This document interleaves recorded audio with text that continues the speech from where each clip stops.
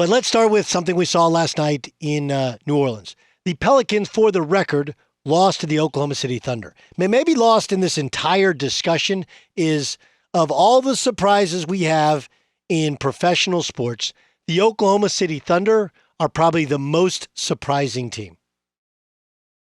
You okay with that? Like, remember, when they trade away Russell Westbrook after trading away Paul George, you're like, well, they're tanking. Didn't you think that? Look at their record now, and they say tanks, but no tanks. Instead, though, let's focus on Zion Williamson. I kind of think we're watching another Lamar Jackson. Now, my fear with Lamar Jackson is what? Teams will adjust, and he could get hurt. How do I know that? Because I have Vince Young as a Pro Bowler as a rookie. I have RG3 leading the Redskins to the playoffs as a rookie. I have Tim Tebow leading the Broncos to the second round of the playoffs in his second year as a starter. I remember Tebow time. I have seen these things before. And because of it, I also know that Colin Kaepernick, after his first year and a half as a starter, came really back down to earth. People adjusted. And Kaepernick got hurt. And RG3 got hurt. My fear for Zion Williamson is injury. He's 6'5.5", 6'6", 275, 280 pounds. He jumps to the moon, which means he also lands coming back from the moon. And unlike being on the moon, the gravitational pull means a lot of force coming down on those knees and hips. I have fear of injury. I have fear of adjustment. Because like Lamar Jackson, we have never seen this type of athleticism at that position. Like, Lamar is more skilled than maybe we thought, but his refinement as a quarterback is not there yet, but he's improved from year one to year two. But Lamar Jackson is arguably, or maybe inarguably, the fastest and quickest player to be a run-pass quarterback in NFL history. So when you factor in the speed and explosiveness you just don't see elsewhere, other people have tried to run forms and variations of this offense, even Greg Roman doing it in Buffalo and with the San Francisco 49ers. It's different when it's with this speed. The same is true in the NBA. We've seen small ball big guys before. We've seen athletic smaller players play center before. We haven't seen the combination of speed, strength, athleticism in a small ball package at this point in the NBA. Steven Adams simply could do nothing with him last night. Go back and watch the Portland Trailblazers. Like, the Portland Trailblazers have an athletic shot blocking big guy who should have been able to play off of Zion Williamson, block shots, make him shoot, generally wreak havoc. Now that's the plan. How'd that plan work out? Not good. So instead, we watched Hassan Whiteside look like a guy who was completely at a loss as to what to do with Zion, and they got blown out. Now, I don't think a power forward center has nearly the impact of a Lamar Jackson. And one of the reasons that even Lamar Jackson, with his impact, was able to make the playoffs both years is they had a great defense and a great running game. In other words, he was surrounded by a very good team and a very well-coached team, and they were awesome in special teams, and that allowed him to get to the playoffs. And ultimately, playoffs, they adjust, they expose you, which is what would happen if Zion got there. And I think that Zion has a good team. They're pretty well coached. They're pretty talented, and they could get to the playoffs. Ultimately, in the playoffs, he would get exposed because he can't shoot.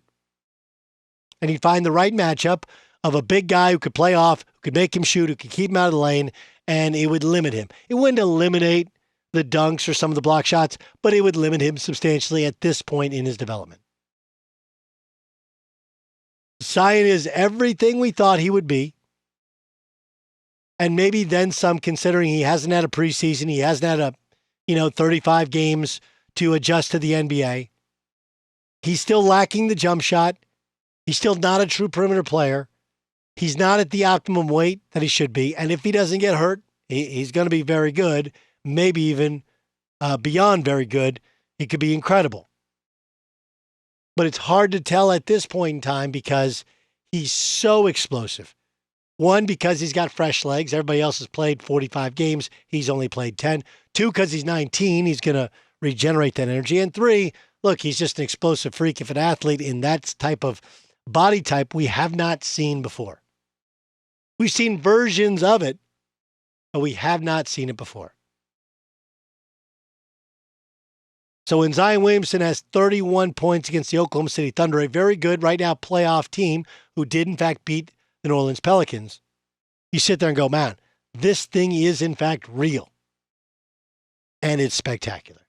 And it's spectacular. But don't forget, Zion Williamson's playing center and playing some power forward. It's that Draymond Green meets Charles Barkley meets, P.J. Tucker minus a jump shot type of position.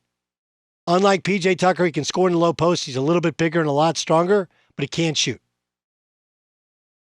Well, you can teach guys to shoot. You can't teach the type of God-given athleticism and how hard he plays. You can't teach that to guys. If you want to draw a parallel between what he's doing to the league, it's very similar to what Lamar Jackson did to the league. Are there limitations? Sure. In the NFL, you should have to throw the football in order to be successful. They really didn't throw it in terms of volume a ton. In the NBA, you should have to shoot the basketball well from the perimeter to be successful. And he's not really shooting the ball from the perimeter almost at all. Kind of fascinating to see this guy work. This is what's interesting about the Clippers. Their entire plan, okay, is predicated on being as healthy as they can once they get to the playoffs, right? Getting more and more cohesive as we get closer. And what happened last night? Paul George pulls his hammy.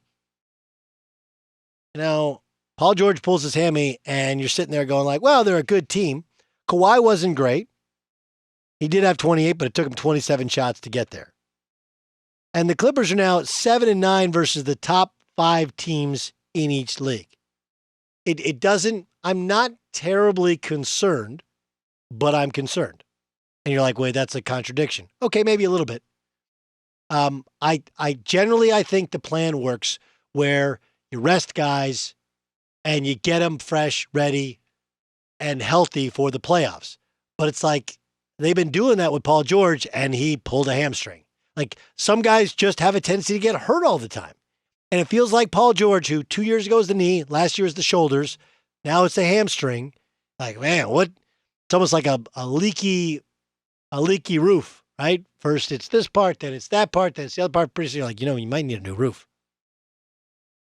So I'm not concerned about the cohesion thing because I believe the Clippers, and having talked to them, they plan for this. We know we're going to have a mishmash of lineups. We know we're going to have Kawhi a limited amount of times. We know that we're going to have different pecking order, and we'll try and figure it out. We want to be a great team by March and April, more so than January, February. On the other hand, as much as they try and protect themselves from injury, they didn't have Pat Beverly because of groin injury. They didn't have Paul George because of hamstring injury. And at some point, guys are guys that just get hurt. Hey, what up? Doug Gottlieb here. Make sure you subscribe to our YouTube channel here at Fox Sports Radio. You can catch my show, all the shows on Fox Sports Radio, unique interviews, strong takes, just interesting discussion on the sports topic of the day, of the week, of the month. It's all encompassing. It's everything you need right here on YouTube. Subscribe.